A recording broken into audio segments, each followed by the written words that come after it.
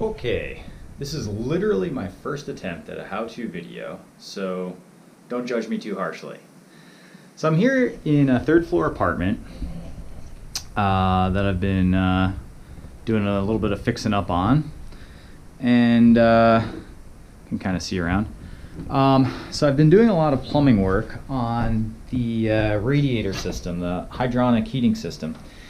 So it involves a lot of sweating copper pipes, which is sort of a new thing for me, but I've had a lot of fun learning how to do it. And so this how-to video is gonna be about how you sweat a copper pipe.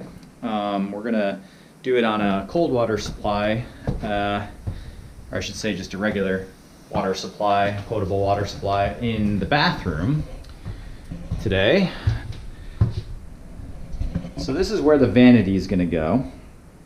And down here you can see that this valve here connects to the sink, the faucet of the sink, and it's soldered onto the copper pipe that comes out of the basement, the water supply. So on this side here, the valve that was on here was leaking.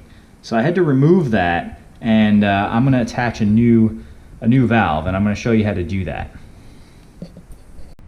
Okay, so first things first, I'm going to show you all the different tools and equipment you're going to need to do this job.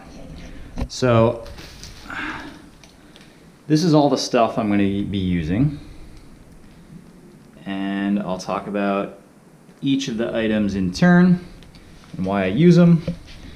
So first, the fitting that we're going to be using here. We're gonna be soldering on a threaded fitting onto this copper pipe, and this is what's called a male adapter. So what it does is it goes from the copper, bare copper on this side. This is the part that's going to get soldered onto the pipe, to a threaded side here, the male thread.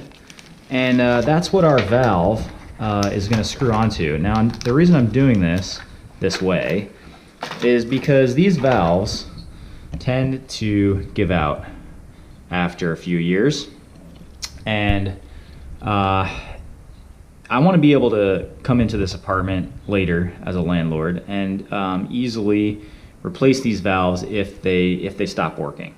So to do that, I'm gonna put on this male thread here. It's just gonna go right on the end of that pipe, and then this thing can screw right on, and that way I don't have to go through the process of soldering another fitting if I want to replace this later on. Here's my fitting. Here's my valve. One thing you might find a little confusing is how these numbers work. The 1/2 inch, 3/8 inch, 3/4 inch, whatever it is. When we're talking about piping, plumbing in general, that's always referring to the inside diameter of the opening of the pipe. So almost all residential plumbing is either 3/4 or 1/2 inch. Typically you get 3/4 on the main lines, and then when it comes out to stub here for a vanity or for a sink or whatever, it's usually down to 1/2 inch. You can figure that out by just measuring the diameter on the inside of the opening, and that'll give you the size of the pipe. So I knew this was 1/2 inch, so I bought my 1/2 inch male adapter fitting. My valve is a 1/2 inch inlet, okay, and it's going to a 3/8 inch compression fitting, and that says outside diameter compression fitting for the vanity. And faucet will let you know whether it's a 3/8 or a 1/2 inch or whatever it might be. In my case, the faucet I'm going to be using is a 3/8, so that's why I'm using a 1/2 inch to 3/8 valve. We're going to get to sweating this on. So now I'm going to go over some of the other tools and equipment I'm using here. I got this cookie sheet here. I find this works really well as both a shield to shield surrounding flammable or meltable objects while you're using the torch.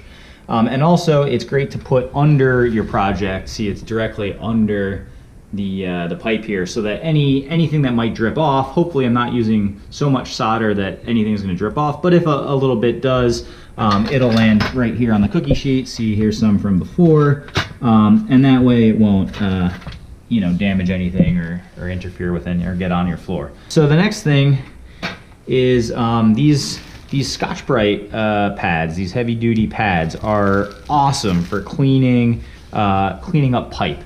So I've cleaned this one up a little bit, but we're gonna do some more cleaning on this. And the Scotch-Brite pad is just wonderful for roughing up and cleaning the ends of pipes. And you wanna make sure that your pipe is perfectly clean before you start any sort of attempt at soldering it. It's gotta be completely clean and have some little striations, some little marks from the abrasion. In order for the solder to get in there and really kind of sink into the material. So you're also gonna want to do that on your fitting, the inside of the fitting. So to do that, we use for the inside of fittings, we would use here a little. This is a 1/2 inch brush, right? So it doesn't go in the pipe. It goes in the fitting. Let's open up the fitting here and get that out. So what we're gonna do is, I don't know if you can see, but on the inside of that fitting, it's really nice and smooth from the factory, and it's clean for sure, but we wanna just get in there with a 1/2 inch brush and kind of just rough it up a tiny bit and clean off any possible additional oxides or anything that's gotten on there that might interfere with the adhesion of our solder. So I don't know if you can kind of see that in there, but it's got those lines from the scratching from the steel brush. Now, a nice thing to do here, I've got this set up for 3/4 right now, is with a drill, you can actually cut the brush off of its little handle here and stick that in your drill, and it'll make this go a lot quicker. So I'll show you. We'll just go ahead and do that now. So I'll just take my clippers, wire cutters, whatever you got on hand, and just snap that off.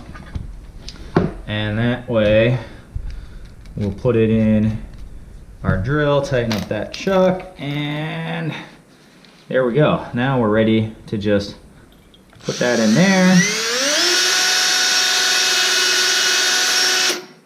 And that will get it really nice and clean after only a few seconds. So there we go. All right, so we got that cleaned. We want to clean up the pipe a little bit more. I'm going to be using gloves for most of this because working with any of this stuff can kind of rough up your hands, and especially when we start talking about the flux that we're going to use. This stuff, that's an acid, and you don't want to get that on your hands. It's gonna agitate your skin, and it's not a good thing to have. So I've got an old Scotch-Brite pad here, but it's still got some life in it, so I'm not gonna use this new one yet. We'll just get on this pipe and we'll just get in there and really clean that surface of the pipe up as best as we can with the Scotch-Brite pad. Now you want to kind of stabilize this pipe is not secured properly to the wall. We're gonna get to that later too. So I'm just holding it so that it doesn't put a lot of strain on the joints further down the pipe while I'm getting this cleaning done. All right, so and I'm gonna just do it a little bit with the new Scotch-Brite pad just to get off any of the dust, because that other one was a little on the old side. I'm not sure if you can see that here too well. All right, so you can also use something like an emery cloth or sandpaper to do this part of the project, but I like the Scotch-Brite pads the most. All right, so I'm just gonna blow the fitting out there a little bit. we'll take a clean rag and just wipe whatever might be on there off. And so now we've got a clean fitting and a clean pipe. We're ready to solder them together. So first thing I like to do is just put this on, dry fit it, make sure everything kind of gets on there. This had some solder on it before, so it's a little tight, but as we start to heat it up, it'll go on there okay. Those fit together well. All right, so now the next part of this is we're gonna be using some Flux, and what Flux does is an acid, and it etches into the copper, and it prepares the copper to chemically adhere to the solder. Now, there's a couple different kinds of flux. This is tinning flux. Now, for potable water, for drinking water, for water that could enter your human system, which Preventative would apply to that because you're brushing your teeth and everything, you always want to make sure you have no lead in it. So look for the thing that says lead-free on both your flux as well as your solder, okay? See that says lead-free solder. You always want to make sure that it's lead-free if you're dealing with any water that could potentially come in contact with humans. So this tinning flux has a little bit of solder mixed into it, and it creates a really nice bond. I tend to just use the regular water-soluble paste flux, but in this case, see how dirty this thing is? This has gotten a lot of sawdust in it and other crap in it, so I don't want to use this because it's a little bit dirty. It's got gunk in it. We don't want to contaminate our joints with anything. So I'm going to put that aside, and I'm just going to use the tinning flux for this job. But you can use either one, as long as it's lead-free. If you're working on like a heating system or some kind of water system that doesn't come in contact with humans, then I suppose lead would be okay. You know, it's some people say it makes a better joint, but I don't see any reason to use it really. So I'm just gonna open up this container of flux, and then I got a clean brush here. And this tinning flux is a little stiff. I guess it's a little bit cold. So I'm just gonna brush this on all the way around. Now you wanna make sure you get the entire pipe covered on all sides with the flux, because anywhere the flux is, that's where the solder will adhere. Anywhere the flux is not, the solder will not adhere. So you want to make sure that you get a good coverage all the way around. And you don't need to use too much of it. You just need to make sure that there's a thin layer evenly spread around the whole pipe. So just make sure you get the bottom where you can't really see so good. And so now the pipe is prepared. Now we got to prepare the fitting. So we'll get the same deal in there. Brush some flux in. Now, you don't want to get the flux too far in there, because if it gets, remember, the solder is going to go wherever the flux is.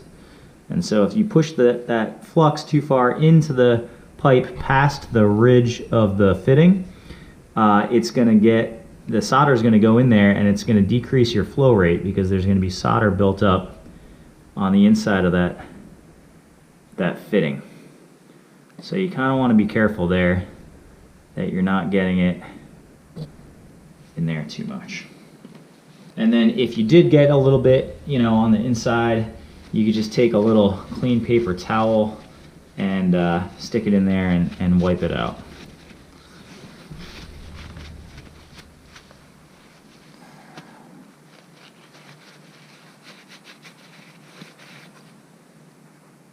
There we go. All right. So we've got our fitting and our pipe fluxed up, so we're going to put those together. And if you notice, if you notice, the rim there has squeezed out a little bit of flux, and that's going to drip somewhere, and it's going to get solder to stick to it, and it's going to spread solder where you don't want it. So you just want to make sure that you wipe that up so that it doesn't go where you don't want it, and it'll make a cleaner joint. There's a little bit more in there, so we'll just get that. There we go. Okay, now the fun part, right? We're about to now solder the pipe and the fitting together. So we've applied our flux. The next thing we're going to do is we're going to take our torch and we're going to heat up that joint.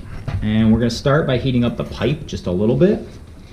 And then we're going to move to heating up the fitting. And what that's going to do, so we're going to heat up the pipe first, right about, you know, here, just to expand that pipe just a little bit, because heat is going to make it expand.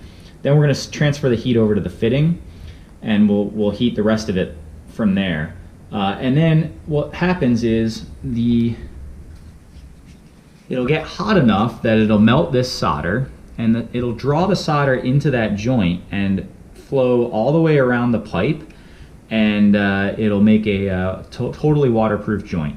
A rule of thumb is that for the diameter pipe you're working for, you want to use about that much solder. So this is a 1/2 inch pipe, so I'm going to bend my solder at about roughly a 1/2 inch, and that should tell me when I've used enough solder to fill the joint.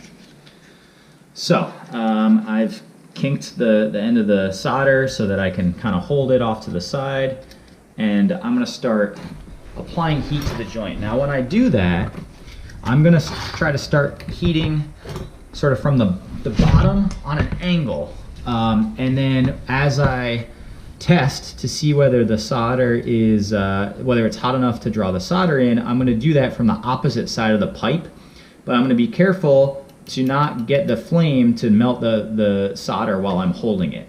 So it's a little bit tricky, but you'll get the hang of it. So I'm a little bit off to the side here. I'm going to apply a little bit of heat to the pipe, and now I'm going to switch over to the fitting, and I'm going to hold it about, you know, a couple inches away, and I'm just going to test every once in a while to see whether the fitting is hot enough to draw the solder in, to melt the, oh, there we go.